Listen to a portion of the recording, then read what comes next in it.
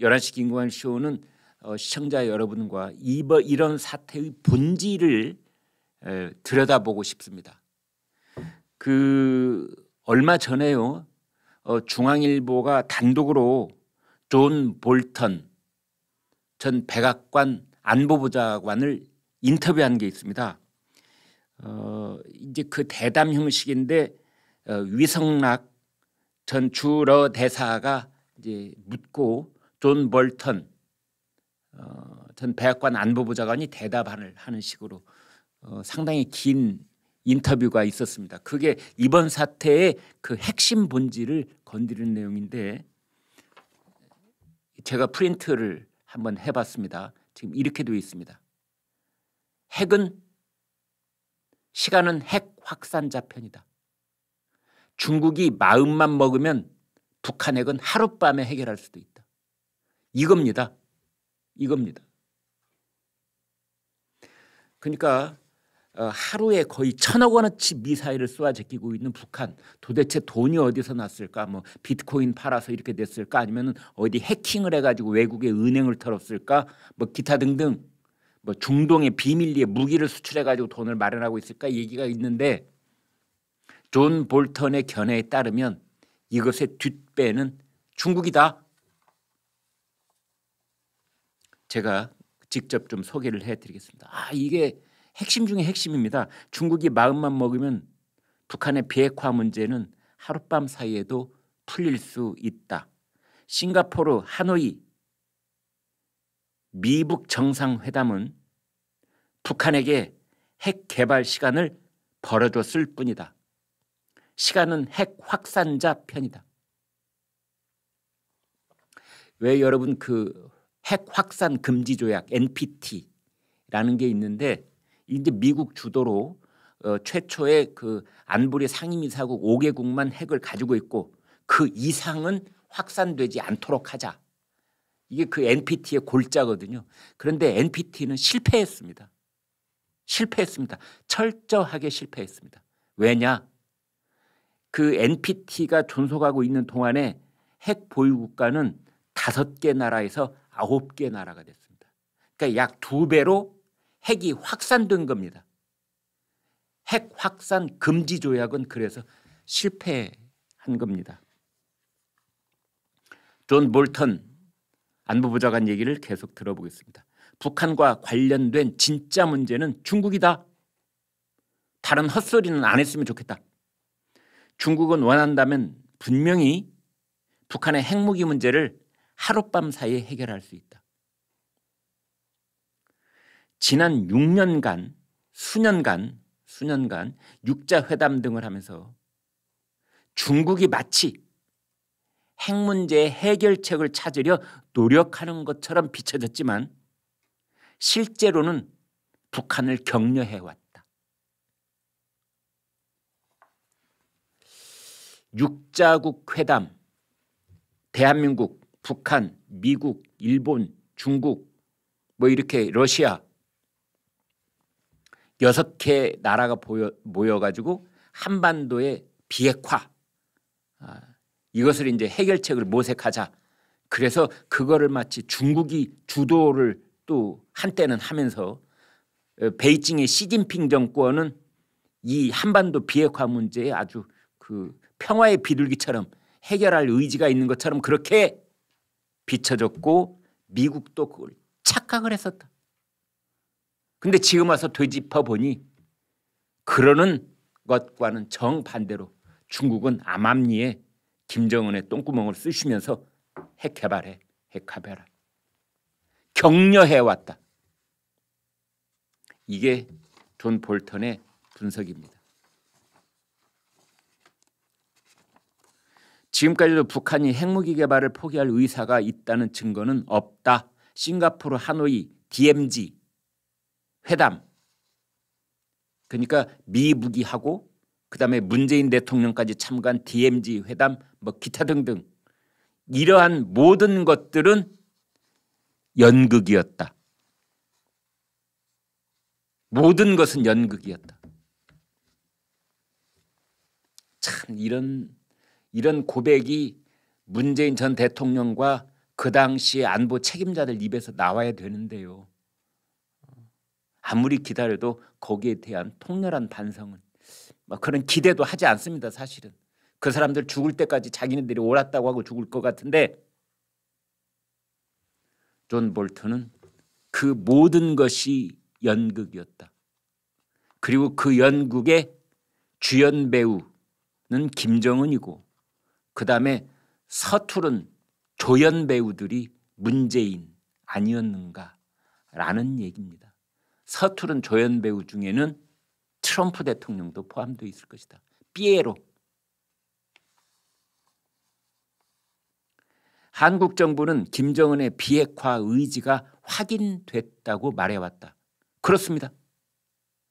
문재인 전 대통령이 한두 번 말한 게 아니에요.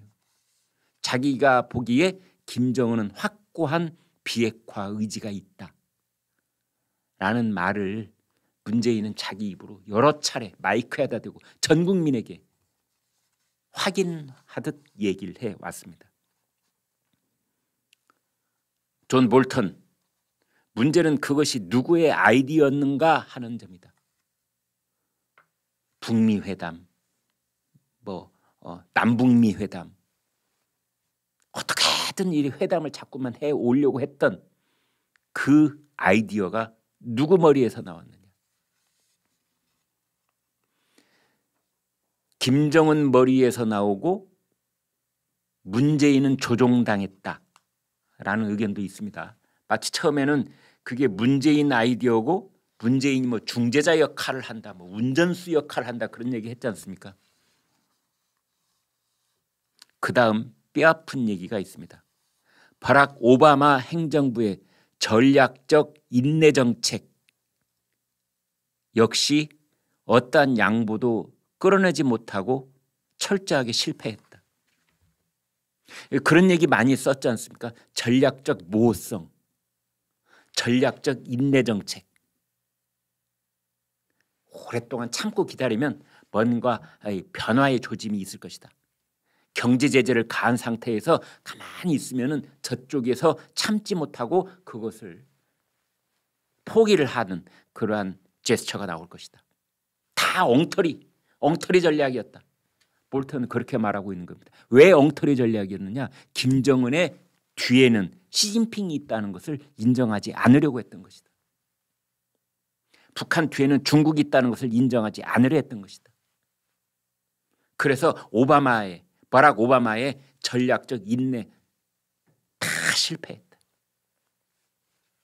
문재인 전 대통령은 김정은과 진전을 이루는데 집착했던 것 같다. 집착. 정신병의 일환일 수 있는 겁니다. 집착. 한쪽 당사자가 거래 성사를 원한다는 점을 너무 노골적으로 보여주는 건 문제였다. 문재인 정권이 정말 한 나라의 정권이 저래도 되나 싶을 정도로 매달렸다. 자존심도 없고 나라의 체면도 없고 국민들 자존심까지 그냥 완전히 깡그리 뭉개면서 혼밥을 베이징에 가서는 9끼 10끼를 먹으면서 북한으로부터는 삶은 소대가리의 소리를 듣고 개성에 우리 돈을 수백억을 들여 세워놓은 연락사무소가 그냥 하루아침에 콩가루가 돼서 폭파가 당하는데도 해볼 적 없고 이런 것 이거 문제였다. 북한핵 문제를 해결하지 않고서 통일도 진전이 없을 것이다. 북핵 문제는 북한 정권과는 절대로 해결될 수 없다. 그래서 중국이 압박을 가할 수밖에 없다. 윤석열 정부의 담대한 구상에 대해서도 얘기를 합니다. 윤석열 대통령은 김정은이 아니라 북한 주민의 이익을 염두에 두고 있음을 보여준다. 이제 그러면서 결론처럼 얘기를 합니다.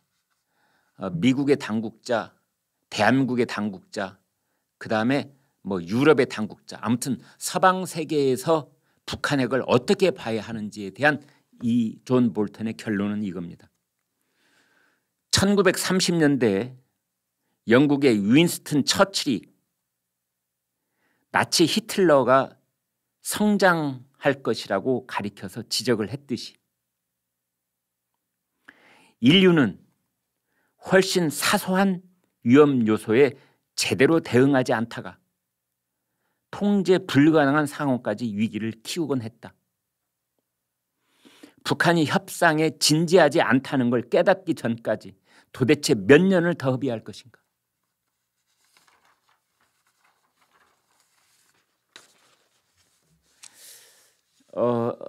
그런데 여러분, 이런 측면도 있습니다.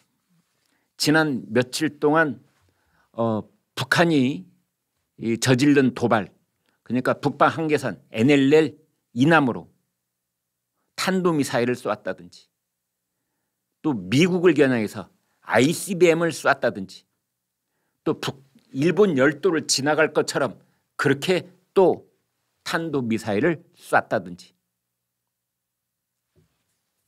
이런 것들은 미국, 대한민국, 일본, 유럽에 있는 어떻게 보면은 경제 제재를 가하는 상태에서 인내심을 갖고 기다려 보면은 김정은 정권에게 태도 변화의 조짐이 보일 것이다라고 생각해 왔던 사람들의 그 미몽, 착각, 환각을 깨어나게 만들고 있다. 이제는 한반도 비핵화, 특히 북한의 비핵화는 불가능하다 라는 것을 전 세계가 인정하는 전환점이 되고 있다. 이번 주가 이게 핵심입니다.